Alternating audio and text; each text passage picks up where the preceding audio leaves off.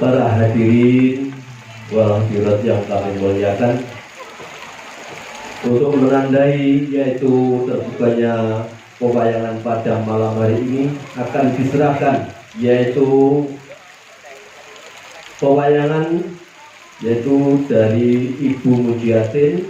Monggo Mbak Ulfa.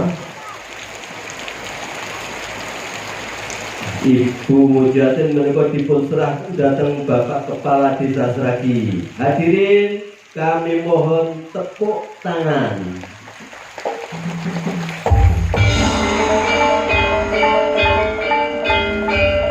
Saking Ibu Mujiatin menika dipun serahkan datang Bapak Ki Dalang Ki Sigit Haryanto.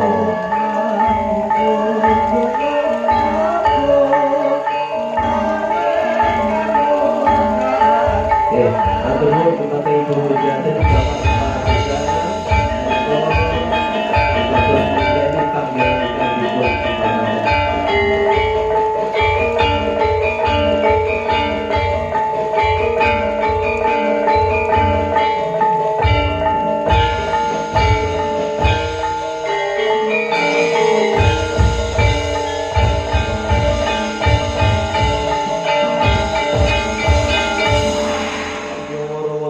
acara lan beti desa lan hari jadi Desa Sragi wonten kirang lan langkungipun kawula nyuwun pangapunten ingkang sakatahipun lan sumangga kita sareng-sareng menikmati sareng-sareng kita menika inggih menika ningali pewayangan wonten ing wekdal dalu menika ingkang mangke dipun gelar saking panjenenganipun Ki Dalang Sigit Haryanto saking Rembang, Jawa Tengah lan dipun dukung inggih menika kalian inggih menika seni Cakraningrat.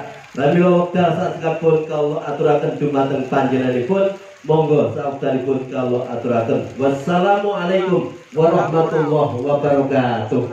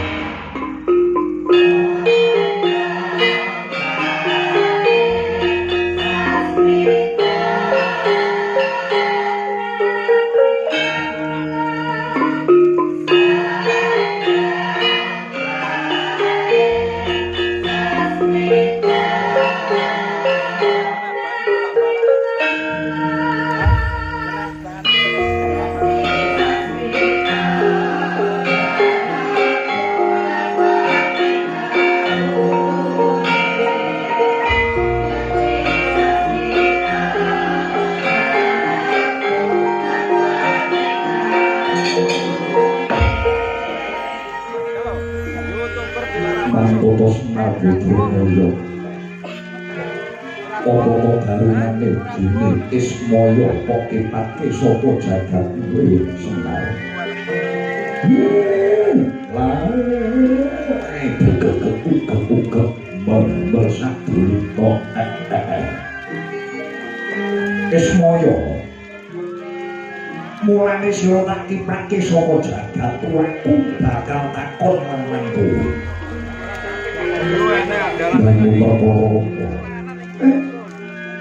Sejatine kewajibane Semar jagat kaya liya. Jagat wis padha nyekseni. Lamun to kewajibane Kyai Semar minangka dadi pamonging satria ingkang dambet budi Bawalaksana. Yen saiki angel goleki satria sing dambet budi Bawalaksana, banjur Semar kok ngomong sapa? Wis wae. Urusan ing jagat bubrak lan kain tatanan iki mergo titah ing acara kuwi wis koncatan yang budaya. Koncatan yang budaya. Wis ilang budaya tata krama, wis ilang budaya Subasita unggah-ungguh, wis ora dibayu. Yen ati langing tata krama Subasita mula aneh ora lokal. Ana tetembungan pal-pal kedua ora ratu aspal waton kolu jare kalal. Iki sing ngarai rusake negara. Iya Semar, wis ngono piye? Siroping Tuhan natang ana bumi.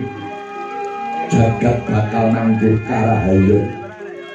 Lamun Ki Semar Badranaya Sembada ambangun wujuding kahyangan.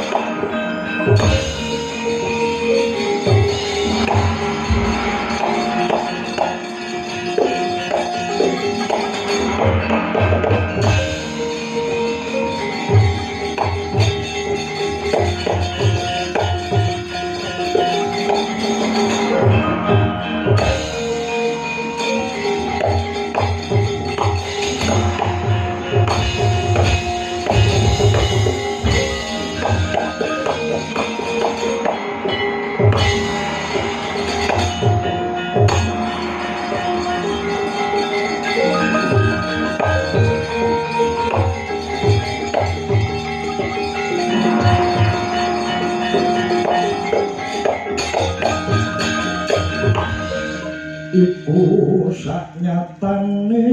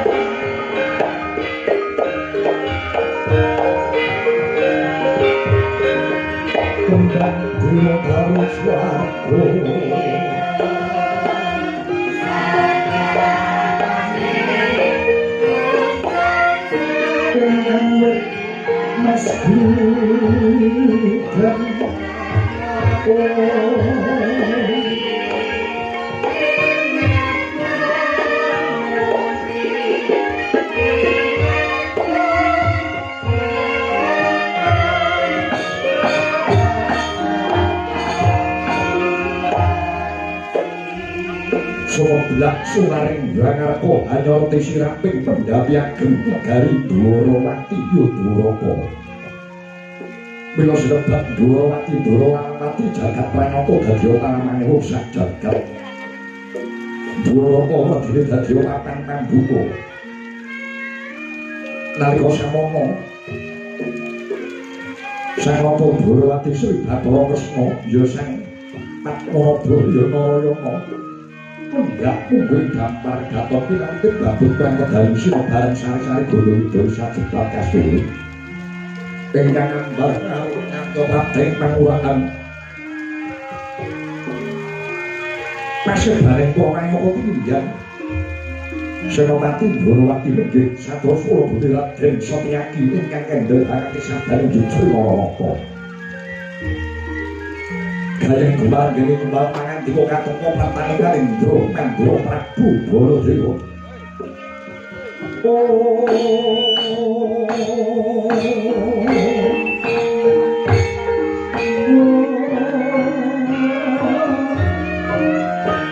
Soting pangkam suruh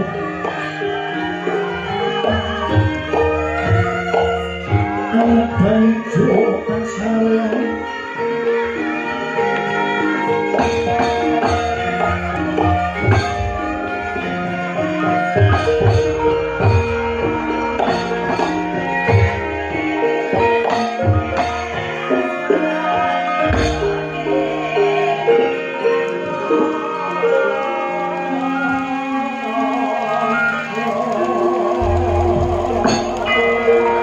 Narpati Dharma Putra yang Dananjaya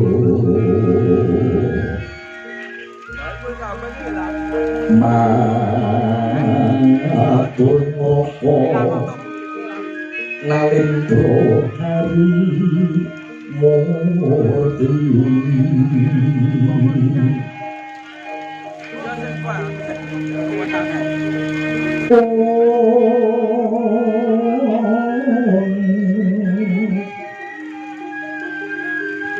Soho waspada adyo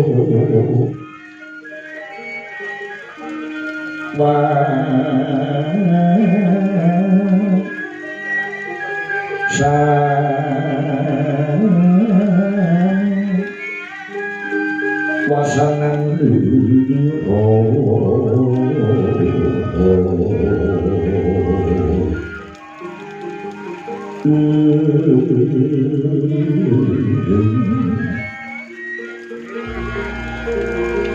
katur sadaya sang Madura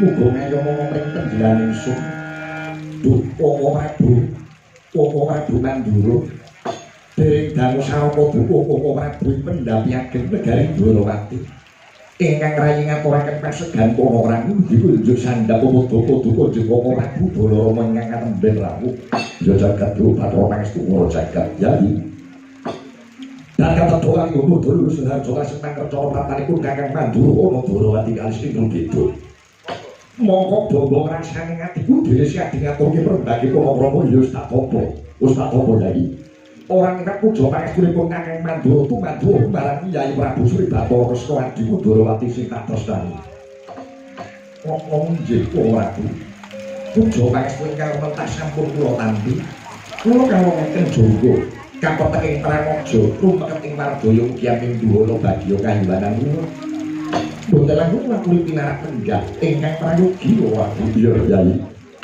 samaya ora kepenak maneh anggonipun Kakang Mandura lenggan ana madyaning sasara iki dereng dangu sareng Papa Prabu Mandura kemrayipun Satyaki ngaturaken sugeng abekti ugi rujuk Papa Prabu Yai Satyaki iya di wis tak tampa sing ngaturke bekti mring pun Kakang Mandura ora liwat pangestunipun Kakang bae ora ditampan ana Yai Satyaki saged anggen kula mundi ugi atetesaken jimat aripe katuran penarak lenggah Prabu ya wis ora penak maneh anggonipun Kakang lenggan ngabiyatra ngarsane adiku Ndorowati Papa Prabu piye Yai mongko bombong birane maneh boten kados ing mrika lenggan mriku awit negari Ndorowati kareman Padha Papa Prabu Mandura prasasat Dwarawati menika nganti rawuhipun pukulun Bathara Brahma nanging wonten emane Bawowo. Emanipun Paduka Rawuh niku boten paring ceca langkung rumiyin. Mila nyuwun duka ingkang kathah ingkang rayi boten saged hangacarani tata carane Kanalendra. Oh, adikku sing tak tresnani ya. Sing tak jaluki Langki Sangga Runggi. Kang Sarpaya lan Pakewa. Adik. Pangrengkuipun Kakang Baladewa antaraning Dwarawati lan Mandura kuwi ora ana bedane. Dwarawati ya Mandura, Mandura ya Dwarawati. Manapun Kakang melu mongko bombong kanthi prasaja kalenggan samengko nadyanto kinanti wujude udan riwis-riwis nambahi reseping ati. Inggih. Sembah nuwun rawuh Paduka Prabu Balarama karya kagiat semu beneh manadas saben. Menapa gatine kasiwakan suwani kuwatri babar kuwatri medal. Ingkang rayi Dwarawati namung ngangklungaken jonggo milingaken karna. Yai. Purwa medya lan usara sependhang kula datang karepe Mbok Menara Merah menawi ngatur Kakang Mandura segede pangapuramu Yai. Bloko sutok dak utang terus terang pun Kakang Baladewa Prateng Dwarawati iki dudu saka kersa pribadinipun Kakang iki ya ora. Iki dina pun Kakang dadi duta saka negara Ngastina, dutane Kyai Prabu Duryudana. Sambung rapetipun Mandura Ngastina lan Dwarawati menika napa? Ewa dene Paduka Prabu Baladewa dados duta Ngastina. Yai. Apa Sedi ora krungu kabar kang sumebar babagan kahanan negara Ngastina dina niki? Lho, Ngastina ingin menapa ora? Ora. Udakara Sora Trimedya Candra kang janjira iki Ngastina kenaman pagebluk Mayangkara. Ngastina larang sandang larang pangan, satengah bingung bilulungan panguripaning para kawula dasih. Jipra bapak penggali Kyai Prabu Duryudana anggone bakal madangke swasana jejere Ratu Ngastina kudu duweni tanggung jawab kudu bisa madangke kahanan iki. Jare ratu kuwi kudu iso gawe tentrem aja mung gawe tindrik. Mula Kyai Prabu Duryudana banjur manjing sanggar palanggatan peminta wangsiting Bathara amrih padhanging swasana negara Ngastina. Nalika semana ketrima sing dadi semedine Kyai Duryudana. Wangsit Windursita kang tinapa dening Kyai Duryudana Ngastina kalis ing beda. Ngastina bisa uwang saka pagebluk, Ngastina bakal manggih karahayon. Lamun to disarati wujude pusaka kang awujud kembang kang aran kembang Wijaya Kusuma. Yai salumenggung sakra ping langit nalendra kang darbe pusaka kembang Wijaya Kusuma kuwi ora mulya mung Jabawati kulanan Dwarawati ya Siadi. Ora mokal lamun to Kyai Prabu Duryudana Ngastina nyuwun senjata pitulungan lawan Kakang Baladewa. Kindang swanama Dwarawati mboyong wujude kembang kuwi mau. Awit sing darbe pusaka Wijaya Kusuma kuwi ora kaya wong Jabawati kulanan. Yai selak pesake penandhange para kawruh negara Ngastina. Tumuli endi wujude pusaka Dwarawati kang aran kembang Wijaya Kusuma. Tumuli tak boyong ana negara Ngastina minangka syarat sarana amrih sir ping pagebluk. Mengko yen wis rampung daya-daya kembang tak undurke ana ngarsane adhiku Dwarawati. Tidem jroning paswanan wadya gung tanpa sabawa.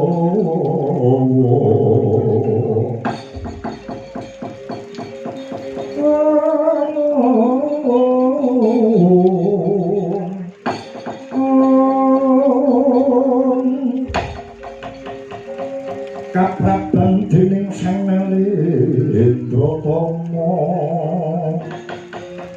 mangun kawengan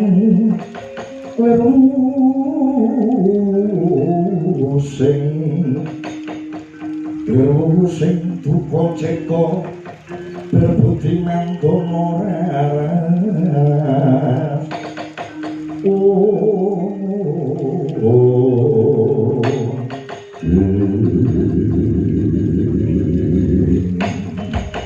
Dereng tanggungi parangan diko Nalendra Dwarawati Nalendra Mandura nginemu dereng abang keco dereng abes Bantara kasaru gegering jari Swang Lurah Petruk Antong Bolong Sumamono Bagong Karyo Kagiat Kang Samyo Mulat Mangurung Yai Bawa Dwi Kocong Yang Nyono Dayo Hinggir Dalam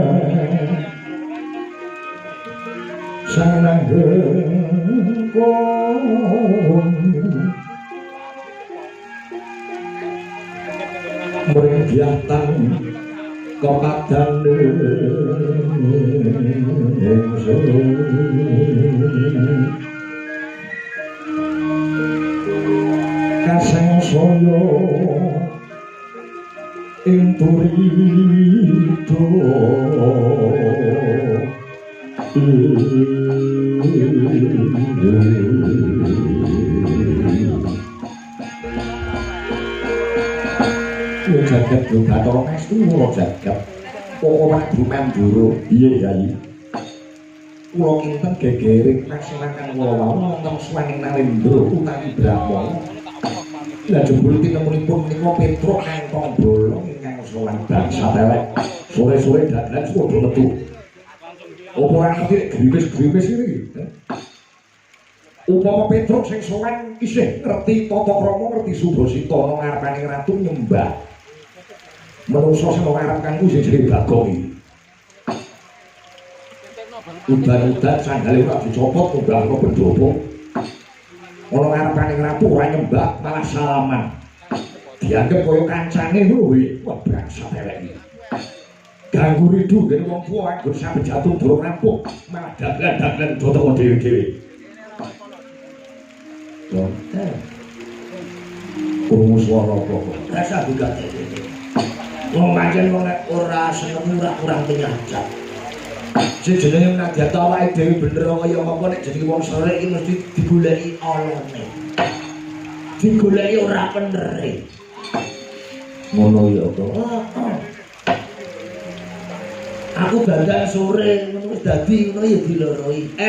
Golek rai. Engko dandang telat iki arep manjak apa arep turu.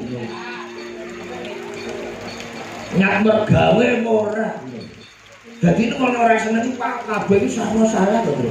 Ngono ya. Mancak sore baru telat baru.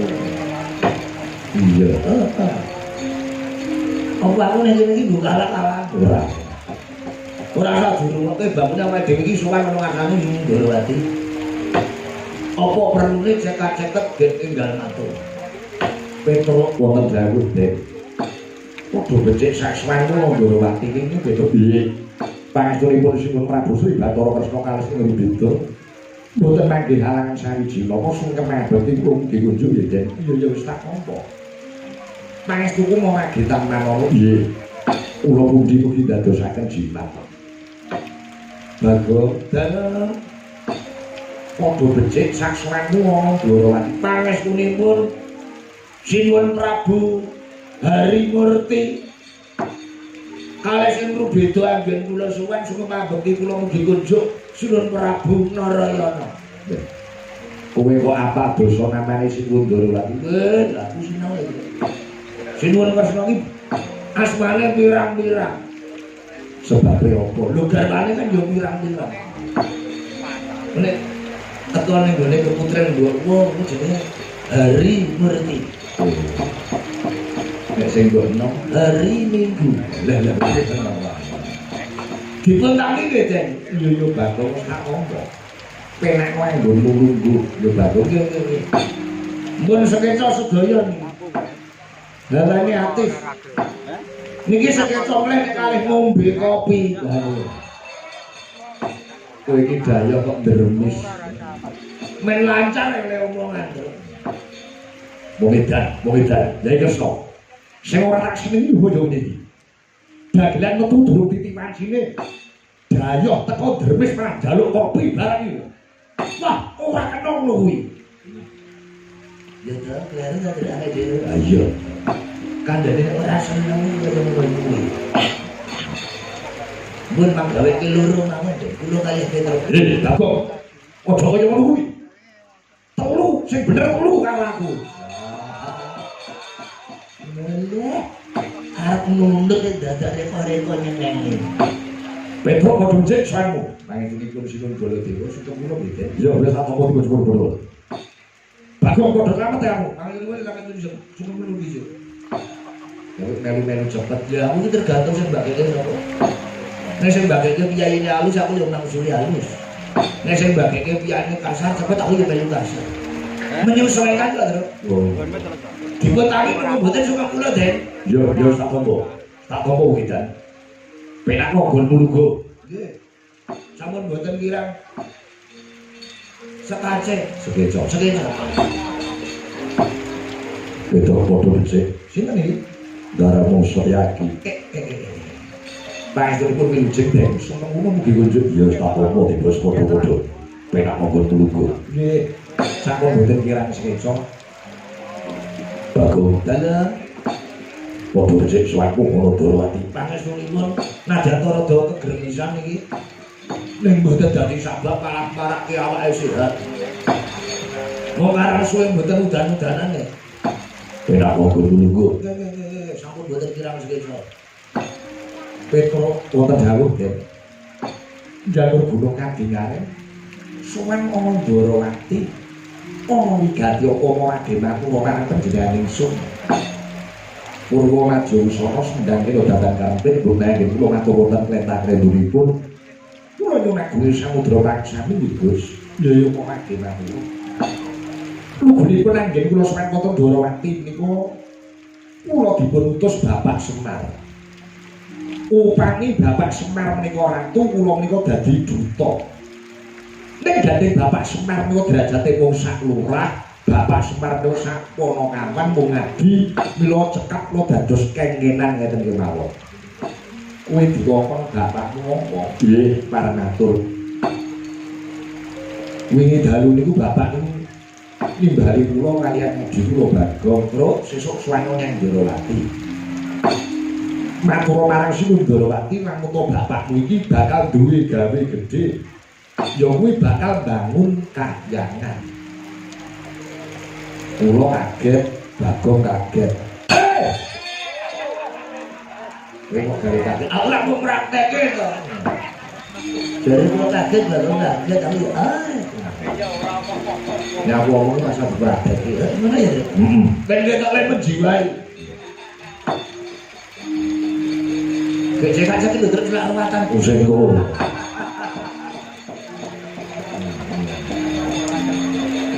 Bapak Semar badhe kagungan kersa bangun kahyangan. Mongko syarat swananipun inggih menika kedah mani pusaka Ndarawati ingkang winastan kembang Wijaya Kusuma. Syukur badhe paduka sipun Sri Kresna kersa rawuh ngestreni ngayomi lan ndongani yenipun Bapak Semar bangun kahyangan menika malah langkung prayogi.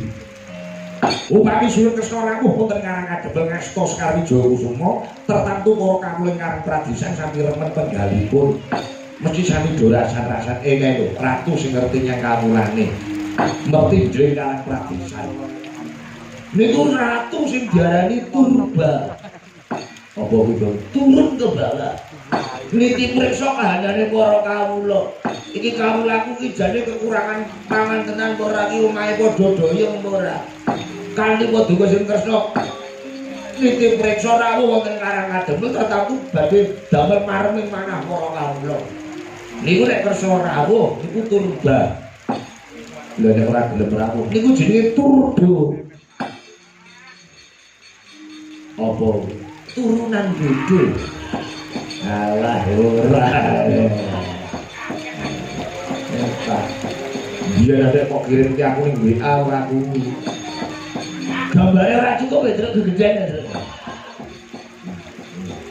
anu kok mira saya nika nggih kula sowan kota Ndarawati nika bloko suta blakotan terus terang kula badhe ngampil pusaka Wijaya Kusuma minangka syarat srana Bapak Semar nggih badhe mbangun kahyangan syukur badhe paduka kersa rawuh piyambak kula ngaturaken bunging panuwun kula kinten atur kula cekap semanten mbok bilih wonten klentah-klentiripun atur kula wonten kital kituling atur kula nyuwun samudra panasami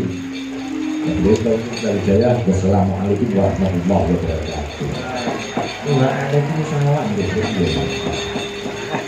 Monggo nggih namung menika. Wonten dawuh. Ora ngomong nama Dewa Kakang Semar Badara bakal bangun kahyangan kanthi syarat lho kuwi pusaka Ndarawati kembang Wijaya Kusuma. Nggih. Aja dadi atimu dina samengko panjenengan iso durung iso atur mangsulan kanggo mathok lho sababipun napa aku ki ewo napa mantu napa sulitan ewo masaku gak lak gitu nek ngomong kalih kula kalih Petruk kudu cetha Petruk ewo rasaku sebabipun napa ewo penggalipun Sinuwun Kresna katemben bae kok ora Baladewa Ratu Ndarawati tunggal sedya lawan Kakang Semar tegese kok ora Baladewa dina samengko dadi dutane para Kurawa dutane Narendra Mestina Prabu Duryudana go bakal ngampil kembang Wijaya Kusuma Petruk lho Ratu Mestina iku badhe ngampil Wijaya Kusuma iya kagem menapa menika Den menawa dawe kok ora Mandura Mestina ketaman pagebluk manyang kono Mestina larang sandang larang mangan sirping pagebluk kuwi mau mawa kembang Wijaya Kusuma nyuwun pangapunten menapa dipun keparengaken kula matur ora dimatur mekaten nggih nyuwun pangapunten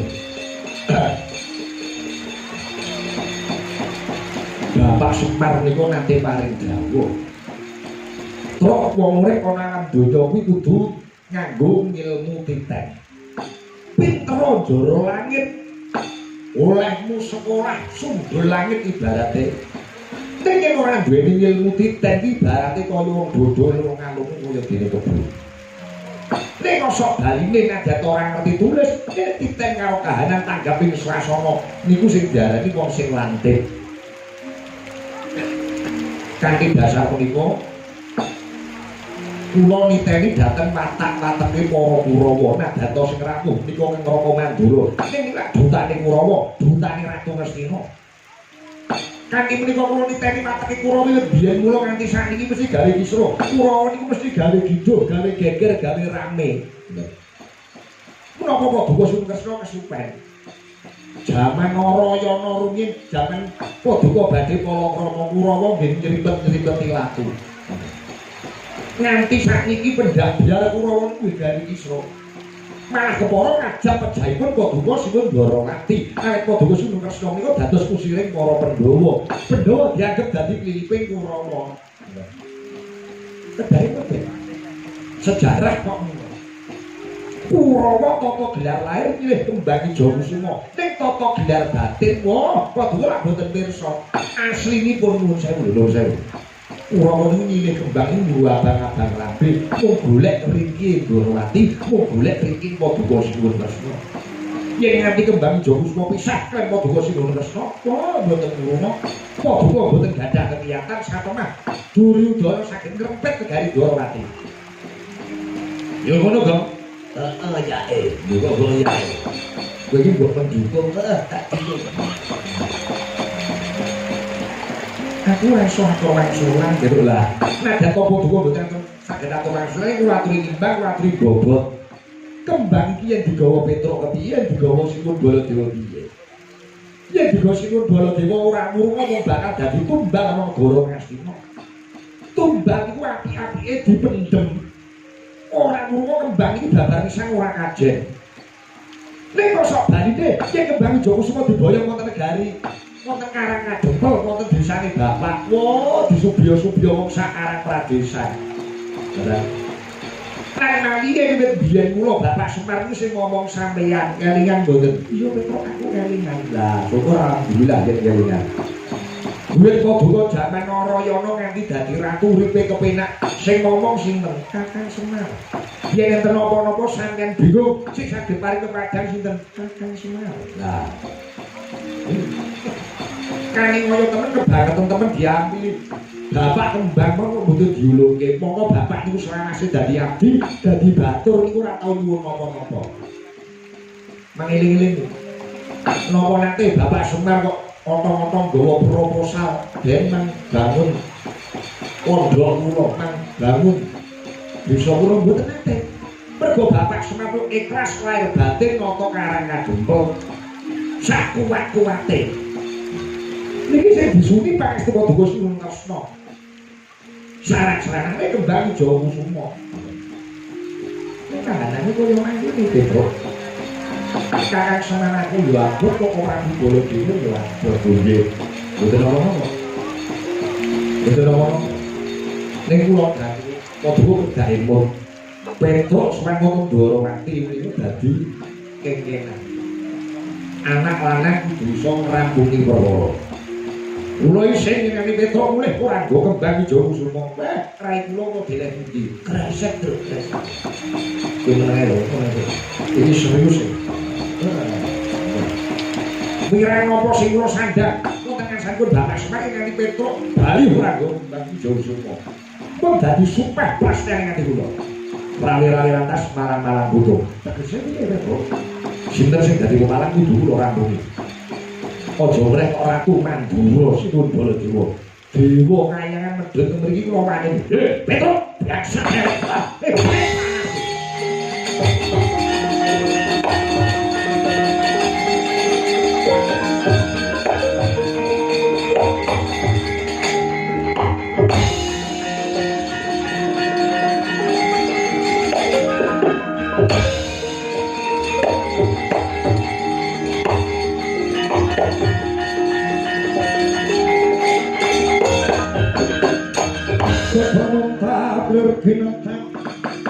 Jojo pang maring wonge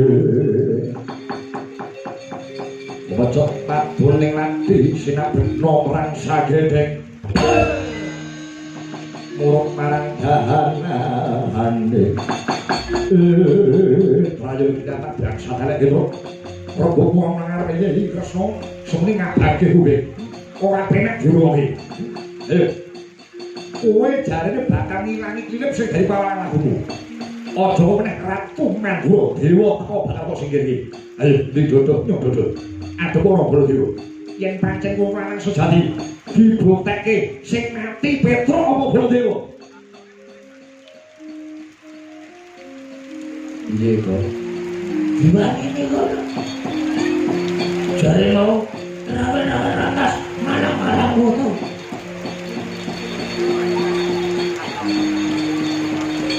Baladewa kok Ini tangannya ini ngampleng ora apa, sepiro atap ini gandeng kakinya yang gue ngampleng dibalik gitu. Nanti bujur. Ayo, maju lagi gitu. Ini dia, Rek. Lah kok ora cocok karo ngomongin ngarep. Mundur. Rawi-rawi atas palang-palang butuh apa. Wong nek kakean teori, kakean ngomong ku kaya kowe. Ora rampungi gawe. Piye? Omong-omong kowe mau. Lu bisa lho, aja malah rek lu bisa. Kowe nek dikampleng modar, sabar. Dosa. Tak basani percuma ora wong ning jaba gelutan. Rugi wae ku dosa. Pripun? Ngomong apa sampean?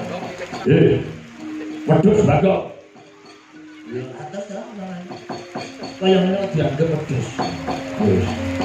Nek pancen kowe wani kok dibales. Kirik bolo dewa. Rasane berarti. Yo wis. Sampeyan ngomong napa niku? Yen pancen kowe wong luhur sing ipat nyawamu ayo bali. Bali. Sing mati bolo dewa apa Petruk apa Bagong?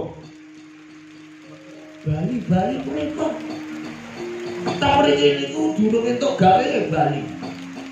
Kula kalian Petruk dikeken Bapak Semar mboyong kembang ijo kusuma. Wong sing duwe mangkon meneng mawon kesaken melu crigis. Kula tak takon. Takon apa?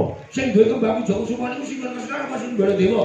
Mesti adiku lan Durawati. Lah nggih, sing menang mutusi niku sing duwe omah dudu sampean.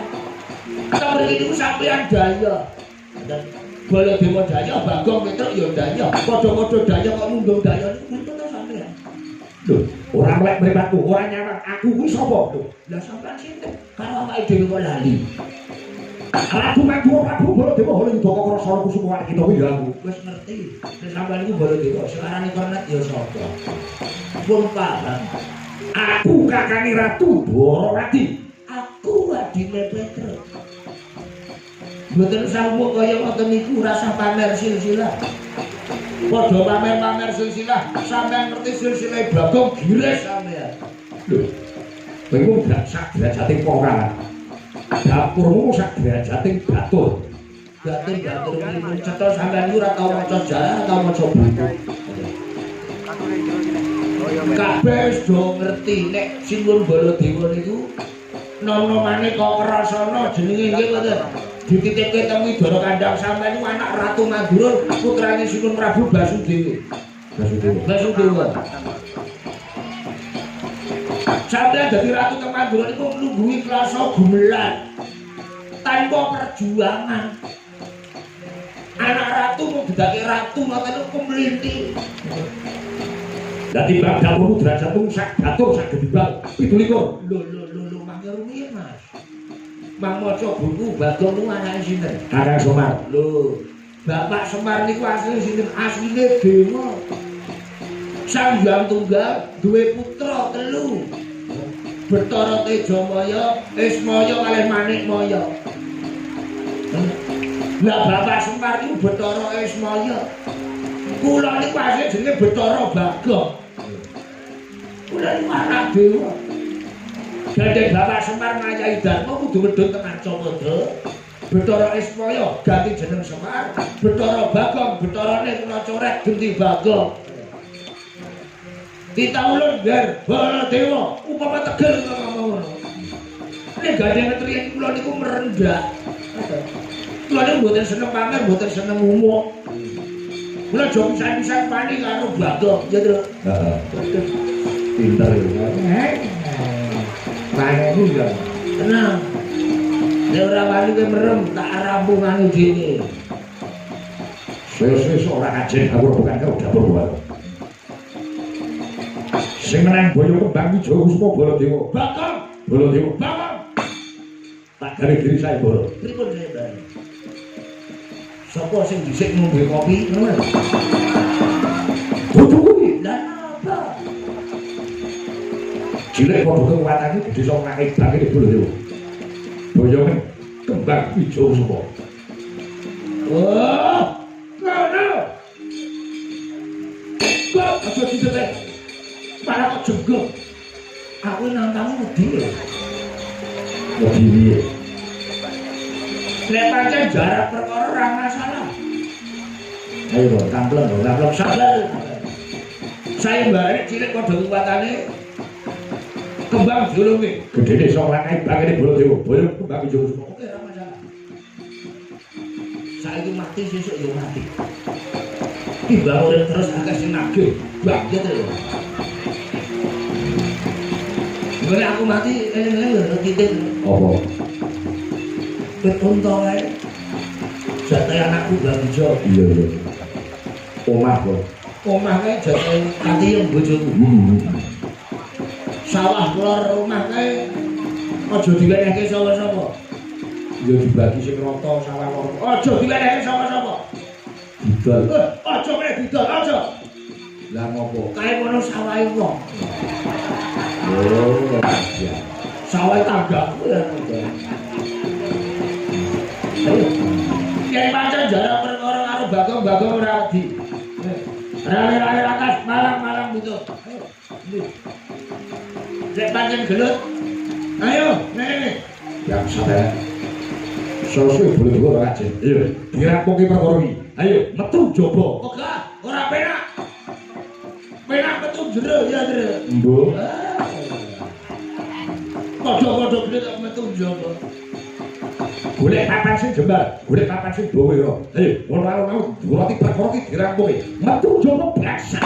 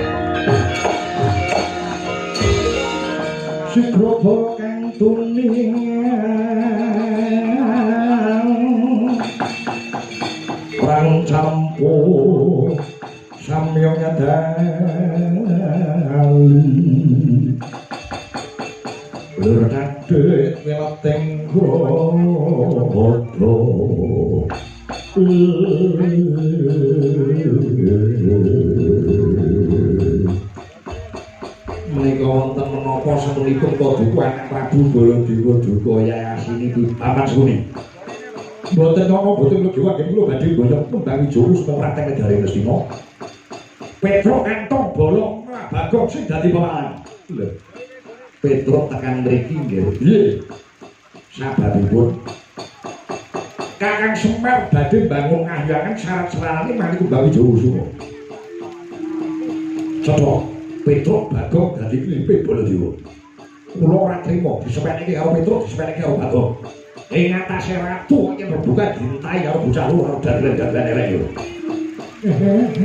Ampun wujud Pak. Upo sampeyan ora lali bocah loro tak uyak lapok dasi paku dasi modal. Kula aturi sareh ya. Yen mung perkara nyekel Petro padha anak Prabu Baladewa aturi wenggahe kang prayogi.